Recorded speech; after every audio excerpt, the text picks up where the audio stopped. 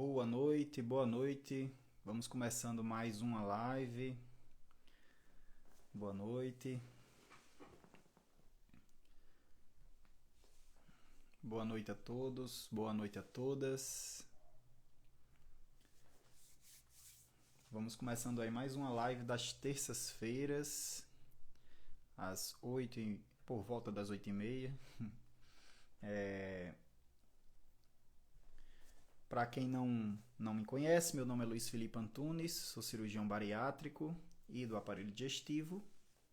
E eu ajudo aqui vocês que estão aí no antes ou no depois da cirurgia bariátrica a alcançar o sucesso e aproximar do sucesso dos resultados da sua cirurgia, tá? No que diz respeito ao emagrecimento, um emagrecimento saudável e duradouro e uma perda de peso e um controle de comorbidades, né? O controle das doenças que se relacionam à obesidade. Então vamos começando aí mais uma live.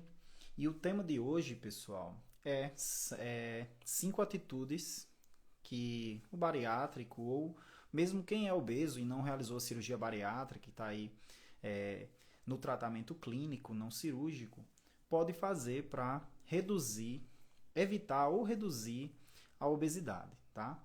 Então são alguns pontos que eu achei relevantes que a gente fala um pouco menos, né? Mas acredito que todos vocês, pelo menos, já tenham ouvido falar de alguns deles.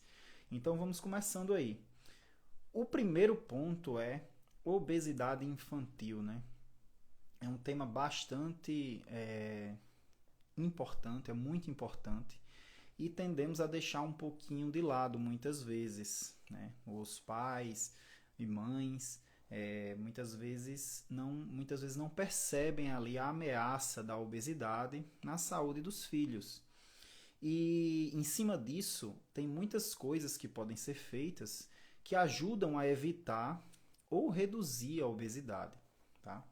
É muito importante a gente tecer alguns pontos aqui. O primeiro é que uma criança obesa, tá? Independente da idade, ela vai ter mais risco de uma obesidade de mais difícil controle na idade adulta. Então, quando a gente, pai e mãe, né, quando os pais e mães se preocupam com a questão da obesidade na criança, estão de certa forma tecendo ali atitudes que visam evitar ou reduzir a obesidade nessas crianças que virarão adultas ali depois de 15, 20 anos. Então, o primeiro ponto é esse, a importância da gente cuidar da obesidade desde a infância. Isso aí para os papais e mamães de crianças que podem vir a ter obesidade. E sabemos que pais e mães obesos, o risco dessa criança vir a desenvolver obesidade é maior do que se os pais e mães dessa criança não forem obesos. Isso aí por questões genéticas, tá bom? Então a herança genética ela leva alguns genes, né, no código genético, algumas informações que fazem com que o indivíduo, né, venha a ter uma facilidade maior a ter obesidade na adolescência, na idade adulta. Então, tem essa questão da genética desenvolvendo aí, se expressando na criança. Porém, não é só a parte genética que influencia o surgimento da obesidade. Inclusive, a própria parte genética ela tem influências de fatores não genéticos, ou seja, fatores do ambiente, fatores que não vão lá escritos no código genético do indivíduo. Então, é muito importante a gente saber disso, né? Não adianta, só a genética não é suficiente muitas vezes para determinar que aquele indivíduo, aquela criança vai ser um obeso, porque seus pais são obesos. É importante a gente entender que a influência ambiental é muito importante. E o que é essa influência ambiental? É justamente os hábitos, né? O ambiente que essa criança está exposta, essa criança e o indivíduo, né? Ou seja, se é um ambiente que tem muitos alimentos que não são tão saudáveis, por exemplo, pais e mães obesos tendem a ter uma alimentação mais desregrada, né? Muitas vezes. E esse hábito alimentar em casa, a criança vai crescendo, sendo exposta a esse ambiente, ela tende a ter uma facilidade maior de desenvolver obesidade ao longo da vida. E como eu falei, uma criança obesa, né, ela tem uma maior facilidade de ser obesa na idade adulta e ela tem uma maior dificuldade de tratar essa obesidade, visto que ela está exposta à obesidade, né, ela está sob influência da obesidade por muito tempo, tá? Então, o ambiente dessa criança, né, os pais, os avós, tios, enfim, quem mora com essa criança, e não só o ambiente domiciliar, mas às vezes fora de casa, a escola, enfim, os outros ambientes que a criança frequenta, eles influenciam na obesidade, no risco de obesidade desse indivíduo, dessa criança. Então, é muito importante a gente entender que a gente pode contribuir positivamente na saúde de um indivíduo desde a infância, no que diz respeito à obesidade. Então, expondo ele a ambientes que não sejam obesogênicos, né? Ou seja, que não sejam facilitadores da obesidade desde a infância. Então, o primeiro ponto é: os pais são exemplos para o filho. As crianças, elas tendem a copiar muitas coisas que os adultos fazem. Então, se essa criança cresce achando que comer um salgadinho, né, comer alimentos que não são in natura, mais ultraprocessados, né, industrializados, é o normal, essa criança ela vai crescer com esse hábito. Então, a chance dela desaprender esse hábito é mais difícil. Então, ao darmos bons exemplos às crianças, a gente consegue colocar no hábito de vida dela hábitos mais saudáveis. Então, alimento mais in natura, evitar processados, industrializados, a hora de comer corretamente, atividade física regular. Então, tudo isso são hábitos que a gente coloca, né? A gente imprime na rotina da criança e ela cresce acostumada, com mais facilidade nesse hábito. Então, esse é o primeiro ponto, sermos exemplo para as crianças, para que a gente diminua aí os índices de obesidade infantil, que são muito maiores do que 10 anos, 20 anos atrás. E isso com certeza influenciará no risco, no desenvolvimento de uma obesidade mais grave ao longo da vida. Esse é o primeiro ponto, tá? Então, pais e mães serem exemplo para os seus filhos. E para eles serem exemplo, tem de haver um exercício em casa, né? Um exercício de mudança de hábito, um exercício de hábitos mais saudáveis. E hoje, inclusive, no consultório, eu estava falando com uma paciente que nem sempre a gente vai fazer o que a gente deseja. Não é porque eu estou com a vontade de comer aquele alimento mais fora ali da rotina, né? do planejamento, que eu devo fazer isso, apesar do desejo vir, né? Aquele brigadeiro, aquele alimento mais calórico. Então, é muito importante a gente ter essa consciência, né? E isso é um exercício, é um músculo que a gente tem que trabalhar. O hábito é um músculo, ele precisa de ser exercitado diariamente. Não adianta a gente também exigir demais uma mudança de hábito abrupta, de um dia para o outro, que a tendência disso vir a fracassar é muito alta. Então, é importante que a gente vá aos pouquinhos exercitando essa musculatura do hábito, né, dos bons hábitos, no que diz respeito aí à alimentação mais saudável, uma atividade física regular, a importância da atividade física como prioridade na vida, né, não deve ser algo que a gente deixa, se der tempo eu vou fazer, tem que ser algo prioritário, isso é muito importante. O segundo ponto, pessoal, tem tudo a ver com isso de hábito, né, que a gente sempre bate muito nessa tecla. O hábito, a rotina que a gente tem no dia a dia, porque é isso que mostra quem está ali levando, vamos dizer assim, comprometido com um propósito no tratamento da obesidade. Então, o segundo ponto tem tudo a ver com isso, assim como o primeiro mais como um reflexo para as crianças, né? Mas o segundo ponto é a alimentação fácil. O que seria uma alimentação fácil? Aquela que é fácil de preparar, aquela que está ali a poucos segundos, né, de você se servir e consumir. Então, se você quer saber se um alimento é assim, se a gente pode ter um sinal, um indício de que um alimento não é tão saudável assim, é se ele for fácil demais de preparar.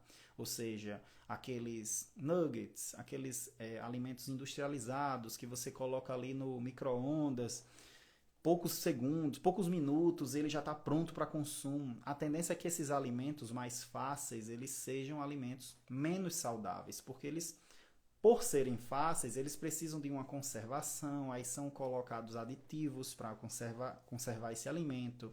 É um alimento muitas vezes que atrai pela palatabilidade. O que é isso? O sabor muito atrativo, ou é muito doce, ou é muito gorduroso, isso atrai e torna de fácil acesso também. E normalmente esses alimentos eles são mais calóricos.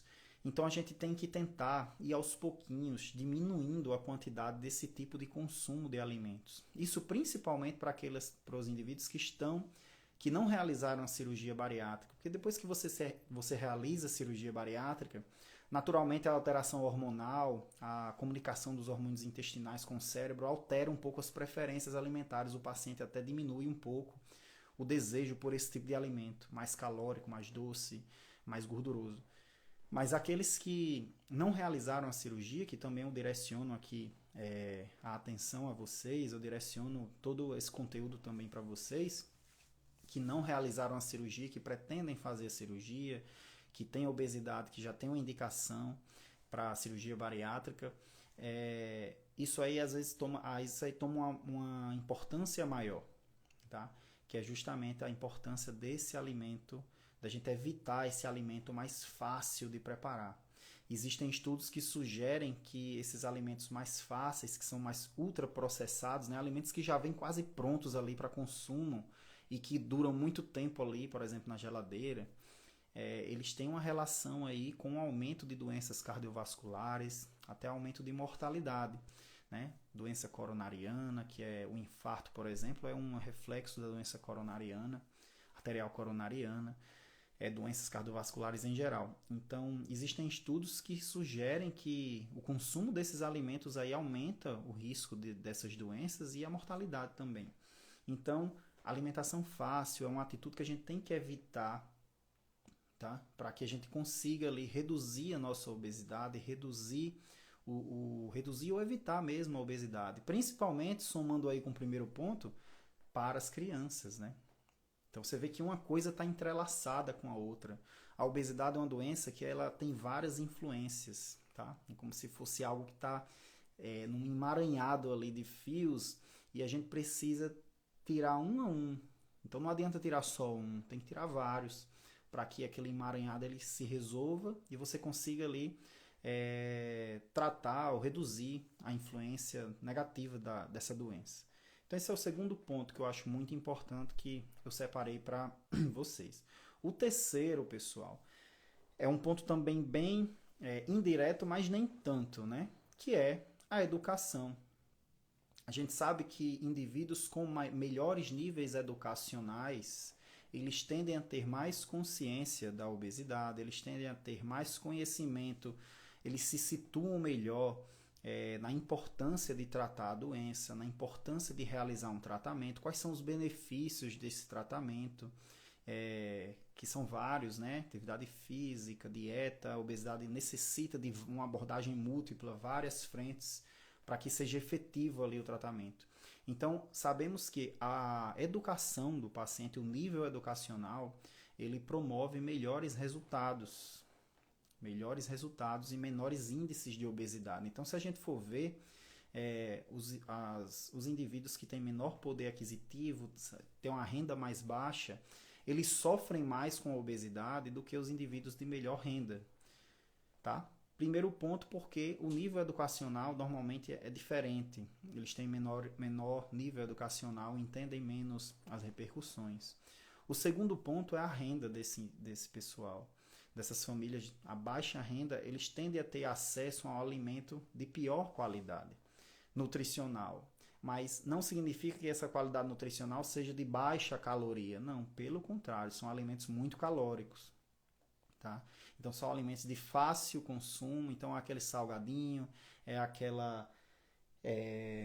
aquela carne mais gordurosa, aquela fonte de proteína de mais baixa qualidade, muito carboidrato, né? Então isso aí faz com que ele tenha acesso a essa alimentação de mais baixa qualidade nutricional, de maior caloria, né? De maior quantidade energética ali naquela porção.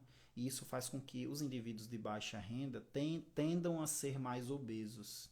e tendem a ter menos consciência do tratamento, inclusive menos acesso ao tratamento. Então, áudio tá baixo aí, se for, avisem aí que eu tento ajustar aqui, certo? Então,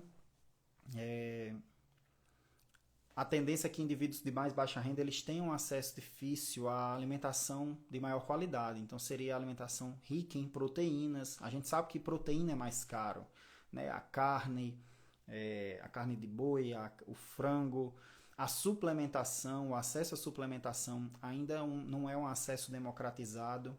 Então, o nível educacional que anda muito junto com a renda, nível de renda, tende a promover piores desfechos e uma doença, uma obesidade mais importante, mais grave, tende a ficar mais grave. Então, dedicar-se à educação é uma atitude que ela contribui para o tratamento da obesidade. Dedicar-se à educação, ela contribui para o tratamento da obesidade, contribui para a consciência dessa doença e melhores desfechos. Em consequência, melhores desfechos, melhores resultados. Então, entender a doença, se educar, isso aqui que a gente faz, essa troca de informações, é muito importante porque facilita, às vezes tem um paciente que está travado em alguma parte do seu tratamento, uma dificuldade, tem algum sintoma que não consegue entender bem o que está acontecendo e a gente dá uma orientação que às vezes muda o jogo, muda a relação desse paciente com a doença e com o próprio tratamento. Então, isso faz com que ele tenha melhores desfechos. Então, a educação realmente muda o jogo. É muito importante a gente frisar isso, tá? O quarto ponto, pessoal, é um ponto também que eu falo bastante no consultório, já falei aqui no Instagram para vocês, que é o comportamento alimentar. A gente tem que entender que a hora da refeição, a hora da alimentação é uma hora sagrada, né?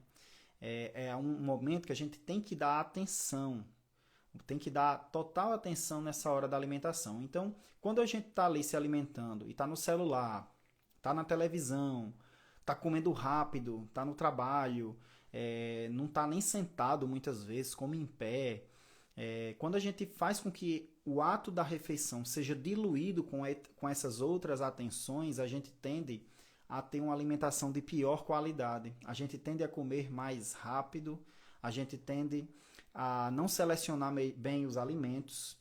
Existem estudos, inclusive, que mostram que comer fora, o hábito de comer fora de casa, ele traz uma alimentação de menor qualidade.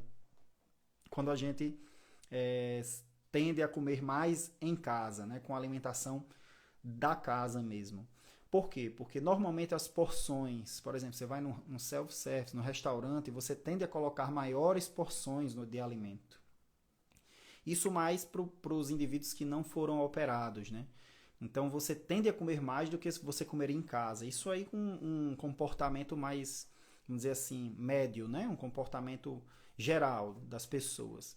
Tem gente que come muito em casa também, claro, mas o comportamento geral das pessoas é que tendam a colocar mais alimento no prato quando comem fora de casa. Até o tamanho do prato nos restaurantes é maior. Então, por questões comerciais, né? Questões ali de mercado, enfim, de induzir o cliente a colocar mais comida e pagar mais caro. Mas você tende a colocar, às vezes você pede um prato num restaurante que é à la carte, vem muita comida. Vem mais do que você colocaria se fosse self-service, se você estivesse em casa.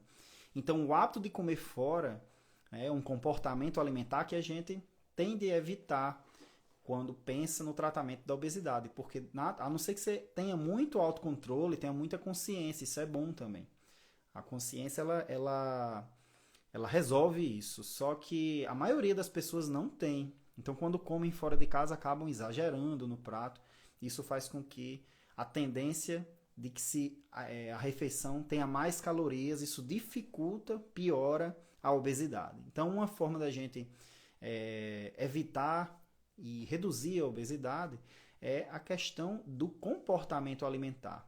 Então, evitar aí estar na TV, olhando o celular, porque a tendência de comer muito rápido é muito maior e a tendência de repetir a refeição é muito maior, de comer mais do que a fome, mais do que é necessário é maior. Você nem percebe muitas vezes que está comendo ali, por exemplo, no celular, quando viu, comeu muito rápido e a fome ainda não cessou, tá? Então é importante comer devagar, mastigar, até para a saciedade vir, o estímulo de saciedade vir mais intenso, vir melhor, tá? Então quando a gente mastiga o alimento mais devagar, isso é válido para quem não é operado, tá? Para todos os indivíduos, quando a gente mastiga mais o alimento de uma forma mais devagar, a gente tende a induzir mais saciedade e aí você consegue interromper a alimentação de uma maneira mais precoce, você acaba comendo menos. Mas quando a gente está ali se alimentando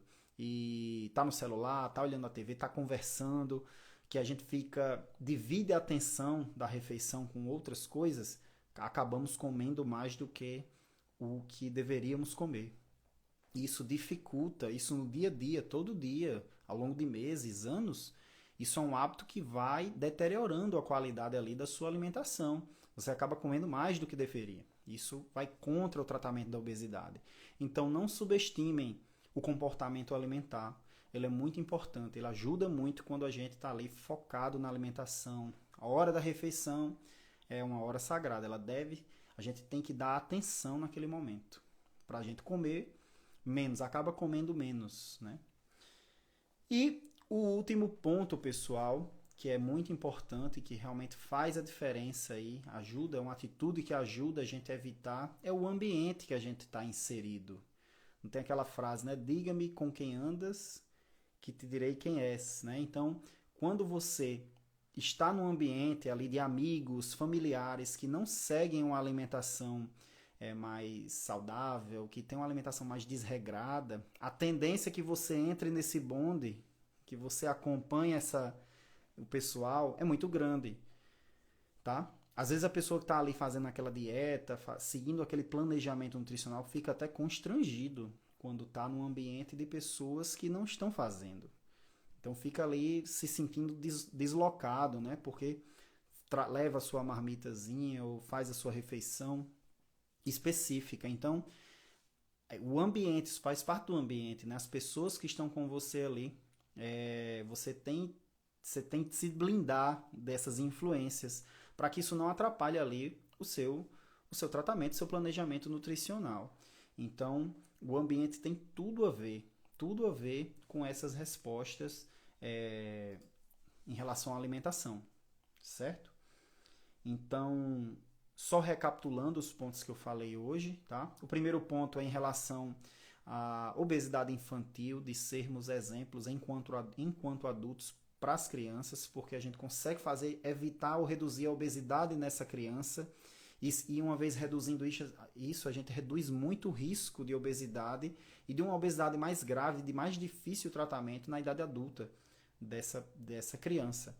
Então, é muito importante, esse é o primeiro ponto, tá? Fazendo aí uma recapitulação dos pontos. O segundo é alimentação, alimentos de fácil preparo. A gente tem que evitar esse tipo de alimento. Normalmente eles são muito calóricos, são alimentos que têm uma densidade de energia, de caloria ali muito grande. São alimentos mais gostosos, né? Mais palatáveis, por isso que atrai o seu consumo. Mas a gente tem que evitar esse tipo de alimento porque eles são alimentos de baixa qualidade nutricional. São alimentos que eles têm maior quantidade de calorias e isso deteriora, isso prejudica, isso atrapalha o tratamento da obesidade. Então, evitem ter em casa esse tipo de alimento, tá? Porque uma vez em casa, quando tá ali à noite, vai bater a fome, se tem a disponibilidade daquele alimento, a pessoa acaba consumindo, que às vezes não tem, é difícil o controle. Então a gente tem que usar da nossa inteligência e, poxa, pelo menos isso aqui eu tenho esse controle, pelo menos em casa não vai ter. E substituir por alimentos mais saudáveis, tá? Porque às vezes bate a fome, você tem que comer às vezes alguma coisa, seguir o planejamento nutricional, mas comer algo mais saudável, que dê mais saciedade, que ajude ali a gente controlar aquela fomezinha que dá nos momentos de jejum. Então é importante a gente ter essa sagacidade, né? essa sagacidade de, de usar isso ao nosso favor, tá? De não ter a disponibilidade desses alimentos mais calóricos em casa, tá bom? O terceiro ponto, recapitulando, é educação. Educação sempre é válida, educação ajuda a conhecer a obesidade, conhecer quais tratamentos podem ser realizados, o que está acontecendo muitas vezes, por exemplo, em cirurgia bariátrica, às vezes o paciente tem um dumping, tem um episódio de hipoglicemia, um episódio de entalo e acha que o tratamento não está funcionando e começa a se desesperar e isso desmotiva e quando viu ele está totalmente desmotivado com o tratamento, achando que está dando errado, achando que não vai ter jeito, achando que pôs a perder o tratamento, se culpando. Então, quando você conhece, quando você tem a educação, a informação, você consegue estar no controle. Você sabe o que está acontecendo e você não se desespera, você não perde o prumo do seu tratamento e consegue ter um melhor resultado, porque está no controle, você está entendendo o que acontece e sabe como resolver. Tá? Um episódio de dumping, um episódio de entalo é totalmente possível de ser resolvido pelo próprio paciente, dele entender o que está acontecendo e opa, isso aqui eu sei o que está acontecendo. Eu estou tendo um dumping, eu sei o que eu tenho que fazer para melhorar agora e eu sei o que eu tenho que fazer para evitar os próximos. Então muda o jogo demais, tá? Muda muito, tá? O comportamento alimentar, o quarto ponto, tá? Evitar ali distrações durante a alimentação para evitar comer mais do que se deve, para a gente potencializar a saciedade, a gente consegue interromper a alimentação mais cedo, comendo devagar, com atenção, evita celular, evita conversa, comer em casa normalmente, e se for comer fora, ter um controle sobre o que se coloca no prato, tá? Porque isso atrapalha o tratamento e é importante que se tenha essa consciência de planejamento do comportamento alimentar. Bom? E o último ponto é o ambiente que a gente está inserido, né? Principalmente as companhias. A gente manter o planejamento nutricional, manter o planejamento de atividade física, isso é muito importante. Às vezes as pessoas sofrem bullying porque estão ali na sua rotina de atividade física, né? Ah, você vai demais para academia. Ah, você vai ter algum problema. Não, pessoal, sigam aí o planejamento. A atividade física é para ser diária, todo mundo deve fazer atividade física. Se não houver nenhuma contraindicação, se não houver nenhum problema físico que impeça, mas sempre há alguma forma de fazer atividade física, seja para uma pessoa que tem a questão física sem nenhuma restrição, ou mesmo para aqueles que têm restrição, um idoso, às vezes um cadeirante consegue, às vezes não, muitas vezes, praticar alguma atividade física diante das limitações que existem, tá? Enfim, o idoso que às vezes tem limitações físicas, ortopédicas, né?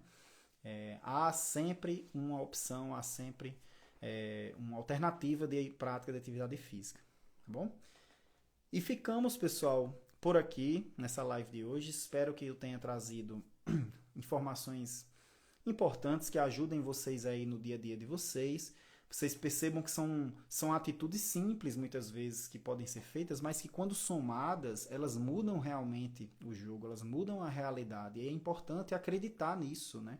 É importante aplicar com perseverança, com disciplina, mesmo nos dias que a pessoa não está tão motivada, porque a motivação ela não existirá sempre, e haverão momentos que a motivação ela vai desaparecer, isso é completamente normal, mas aí quando falta motivação a gente tem que se abraçar com a disciplina e ir em frente para poder ter bons resultados, porque a obesidade é um tratamento de longo prazo, um tratamento de vida, né? Não é algo que você vai fazer ali 2 meses, 3 meses e pronto, resolvi e tudo vai ficar bem. Não é assim.